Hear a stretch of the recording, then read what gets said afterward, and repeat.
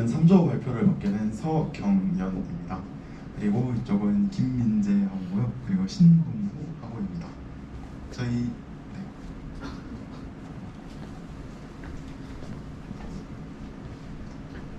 이제 저희 조가 설계한 것은 자동 졸음운전 방지 시스템입니다.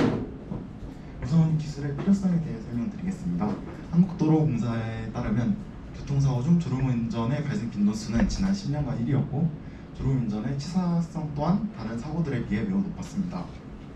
물론 기존에 졸음 방지 시스템이 존재하였으나 위와 같이 업체들이 비용 부담 때문에 장착을 꺼려하였습니다. 그래서 저희 조는 기존 졸음운전 시스템이 가지고 있는 가격적인 문제점을 어느 정도 보완을 하면서 졸음운전을 효과적으로 방지할 방법을 설계해 보았습니다. 네, 다음 개발 시 기대 효과입니다. 자동 졸음운전 방지 시스템을 개발하면 크게 세 가지 효과를 얻을 수 있습니다. 먼저 첫 번째로 가장 많이 일어나고 치사율도 높은 졸음운전 사고를 효과적으로 예방할 수 있고, 두 번째로 졸음운전이 해결이 되면 탄소 중립과 같은 다른 사회적 정책에 무게를 둘 수 있습니다. 마지막으로 기존 시스템보다 가격적인 부담감이 덜 들어 많은 사람들이 이용을 할 수 있고 졸음을 방지할 수 있는 수단이 더 많아 효과적으로 졸음운전을 막을 수 있습니다. 다음은 저희의 시스템에 대해 간략하게 설명드리겠습니다. 우선 저희 시스템은 크게 두 가지 기능이 있는데요. 첫 번째로 이산화탄소 감지 센서를 활용해서 졸음 상태가 오는 것을 예방하는 것과, 두 번째로 심박수 측정 센서와 기울기 감지 센서를 이용해서 졸음 상태에서 졸음운전을 번지는 것을 막는 기능입니다. 다음은 플로우 차트 및 시스템 사진입니다. 우선 플로우 차트 같은 경우에 앞에서 설명했다시피 센서들을 적재적소 활용하여 졸음을 예방 및 방지할 수 있게 짜보았고요. 그리고 설계 이미지 같은 경우 위의 사진은 시스템 내부의 이미지고 밑에 사진은 이제 K-셀의 시스템을 적용한 결과입니다. 네, 다음은 시스템 설계 과정입니다. 우선 이산화탄소 감지 센서인데요.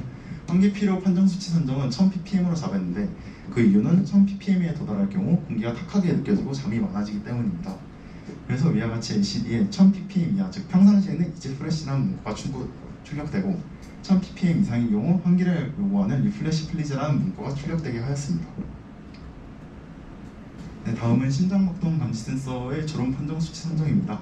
우선 정상 심박수 대비 19% 정도 감소하였을 때로 설정을 하였는데요.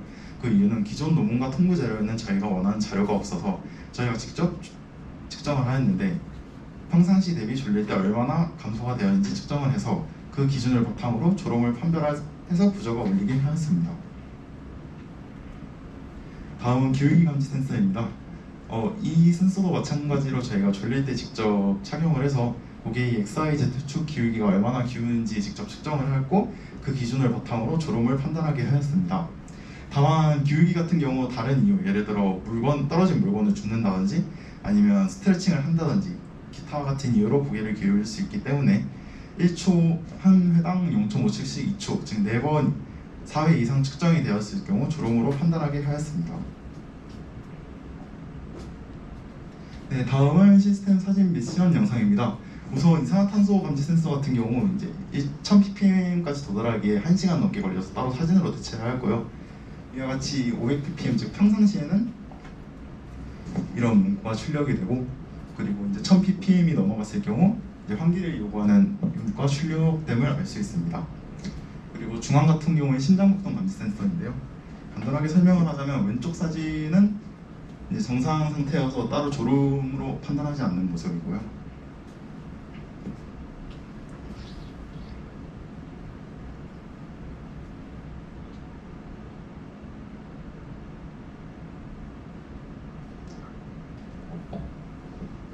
네, 그리고 오른쪽 같은 경우에는 지금 이제 졸음 상태인 운전자가 착용을 해서 졸음으로 판단해서 부저가 올리는 모습입니다.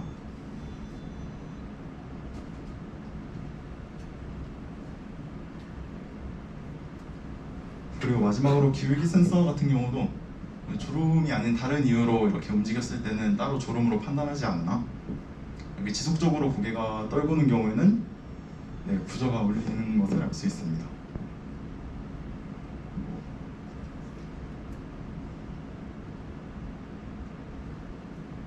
네, 다음은 시스템 동작 시 신체 변화의 측정을 해보았습니다. 저희는 심전도 측정 방법을 이용했는데요. 그 이유는 신전도 측정 방법은 다른 측정 방법들과 달리 웨어러블 기구로 비교적 간편하게 측정을 할 수 있고, 그리고 자분과 오차 또한 적기 때문에 신전도 측정 방법을 이용하였습니다. 다음은 측정 결과입니다. 우선 신전도 같은 경우 신장의 정기적 활동을 분석해서 파장으로 나타낸 것인데요. 졸린 상태에서는 평소보다 심박수가 낮아 주기가 길게 나타나고, 평상시에는 졸린 상태보다 심박수가 높기 때문에 주기가 짧게 나타남을 나타납니다. 그래서 위에 그래프를 보시면 0초에서 30초까지는 시스템 적용 전이고 주기가 0.8초 정도 나왔는데, 시스템 적용 후에 이제 30초에서 60초 동안은 주기가 0.5초로 0.3초 정도 준 거를 알 수 있습니다. 이를 통해 이제 졸음이 어느 정도 깼음을 알 수 있습니다.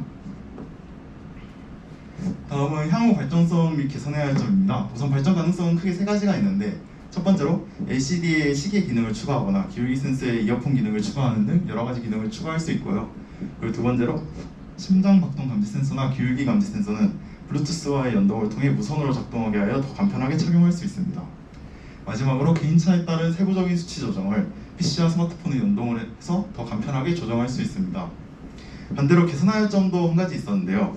저희가 초기에 계획했던 것보다 생각보다 시스템의 크기가 커져서 운전석에 착용하기가 힘들었으나, 이와 같은 경우는 시간을 투자해서 결선과 코딩을 더 간결하게 하고 규격화한 케이블을 사용하면 더 크기를 줄일 수 있을 것으로 판단됩니다. 네, 마지막으로 결론입니다. 우선 기존 졸음 방지 시스템이 가지고 있던 가격적인 부분을 어느 정도 해결을 했고요.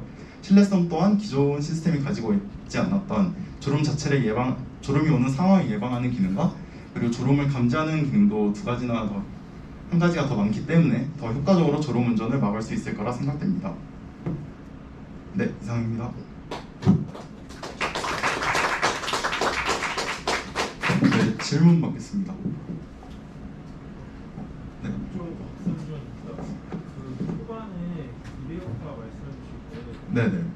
졸음 운전이 해결되면 다른 사회적 정책에 집중할 수 있다고 이렇게 들었는데 네네. 혹시 어떤 좀 이와 같은 경우는 아무래도 매해 초, 그러니까 한 4, 5월쯤에 졸음운전에 관한 정책이 국가에서 많이 나옵니다. 근데 아무래도 졸음운전이 특히 그 통계를 봤듯이 심각하기 때문에 이러한 정책들이 많이 나오는데요. 졸음운전이 이제 이 졸음운전 방지 시스템 통해 어느 정도 완화가 된다면 아무래도 비교적 인력이나 이런 시간, 자원 이런 것들이 많이 남기 때문에 좀 요즘에 핫한 탄소 중립과 같은 정책으로 더 무게를 둘 수 있다, 이런 말이었습니다.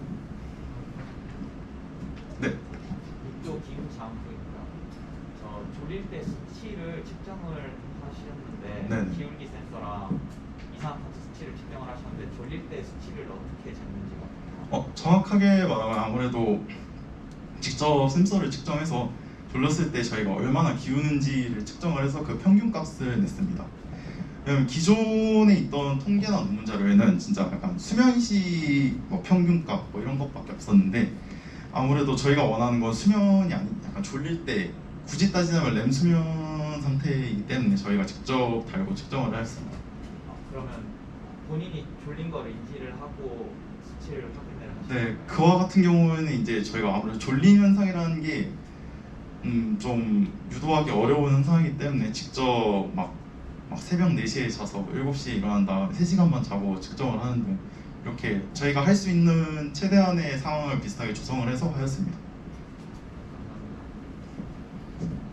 네, 먼저 질문. 보조 손예래입니다. 그 기울기 센서 측정할 때 네. 차량이 예를 들어 가속하거나 급속할 때 영향을 미치는지, 다시 한번 차량이 어떨 때 말씀? 차량이 운행 중이면은 네. 기울기 센서에 영향을 주지 않나요? 그것까지는 저희가 측정해보고 싶었으나 아무래도 주행을 하면서 이렇게 하기까지는 좀 위험성이 많아서 그 부분은 추후에 이제 하면서 고려해보겠습니다. 저도 이재범입니다. 아까 심장박동 센서 측정하셨는데 혹시 심장박동 센서는 어떤 식으로 차량에 촬영 말씀이십니까? 차량에 설치할 때 어떤 방식으로 설치하나요? 그거 같은 경우는 잠시만.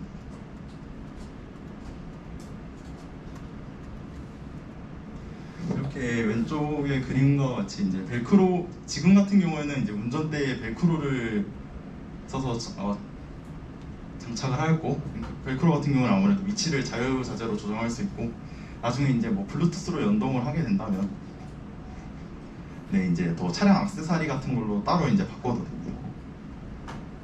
이렇게 원하는 위치로 이렇게 이동할 수 있게 탈부착식으로 일단 하였습니다. 네? 네. 나도 추대한입니다.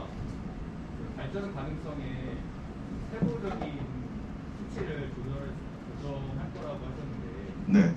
그 어떤 수치를 선택해 보셨는지. 아무래도 저희가 그 예를 들어 심박 센서 같은 경우에 이제 19% 정도 감소하는 걸로 설정을 하였는데요. 지금 저희가 측정할 때도 그렇지만 전화 신동아구 같은 경우에는 심박수가 정상 심박수가 70이 나왔고, 그리고 김민재 아구 같은 경우에는 심박수가 80 정도 나왔습니다. 이래서 이제 운전자에 따라 이제 아무래도 평균 심박수가 다르니까 그에 따른 이제 사람이 바뀔 때마다 따로 이제 수치를 조정을 해야 되는데, 아무래도 할 때마다 컴퓨터로 코드 쪽에서 이제 인계값을 바꾸고 이러긴 어려워서 나중에 어플과 연동을 통해 핸드폰으로 간단하게 할 예정입니다. 감사합니다. 네, 다음. 1조 김영진입니다. 아까 심박수 측정 기준을 삼았을 때 세 번을 표본으로 하셨는데 네네. 그 세 분의 표본이 좀 신뢰를 할 만한 수치인지. 그 경우에도 아무래도 원래대로라면 막 진짜 막 뭐 몇백 명, 몇천 명을 해서 평균값을 내는 게 맞으나, 아무래도 저희가 이제 3개월이라는 기간적인 요소 때문에 아무래도 이렇게 3명으로 하였습니다. 네, 여기까지 이상 발표를 마치겠습니다. 질의응답